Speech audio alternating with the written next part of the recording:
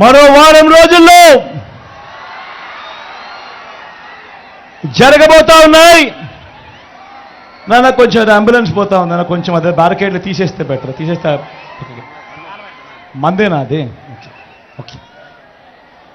మరో వారం రోజుల్లో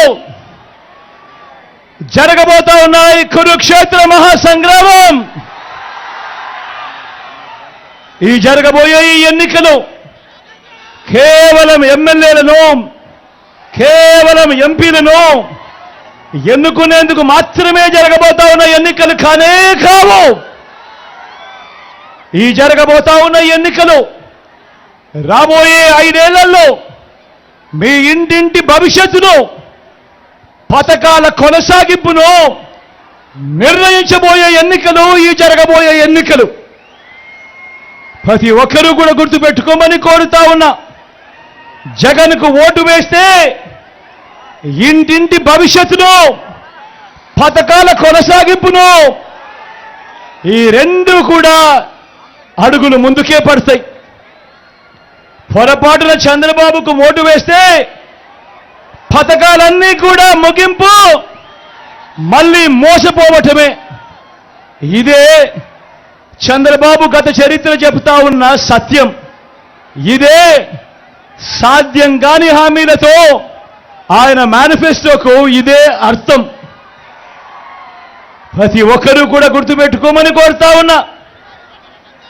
చంద్రబాబు నాయుడును నమ్మడము అనంటే కొండ చిలువ నోట్లో తల పెట్టడమే అన్నది ప్రతి ఒక్కరూ కూడా గుర్తుపెట్టుకోమని కోరుతా ఉన్నా. చంద్రబాబును నమ్మటము అంటే చంద్రముఖిని నిద్ర లేపడమే అన్నది ప్రతి ఒక్కరూ కూడా గుర్తుపెట్టుకోమని కోరుతా ఉన్నా. ఈ ఎన్నికల్లో ఆ పేదల శత్రువులంతా పేదలకు అండగా నిలబడిన మీ ఒక్క జగన్ మీద ఎంతటి దిగజారుడు రాజకీయాలు చేస్తా ఉన్నారో, ఎంతగా దిగజారి యుద్ధం చేస్తా ఉన్నారో మీరే చూస్తా ఉన్నారు. ఎన్ని అబద్ధాలు చెప్తా ఉన్నారో, అబద్ధాలతో దుష్ప్రచారాలు ఎలా చేస్తా ఉన్నారో కూడా మీరంతా కూడా చూస్తూనే ఉన్నారు. ఇవాళ నేను మీ అందరితో కూడా ఒకటే చెప్తా ఉన్నా. ఈరోజు ఇన్ని దుష్ప్రచారాలు ఎందుకు చేస్తా ఉన్నారు అనంటే దానికి కారణం చంద్రబాబు నాయుడు గారికి 14 ఏళ్ళు ఆయన ముఖ్యమంత్రిగా పరిపాలన చేశాడు. చంద్రబాబు నాయుడు 3 సార్లు ముఖ్యమంత్రి అంటాడు. 14 ఏళ్ళు ముఖ్యమంత్రిగా పరిపాలన చేశాడు.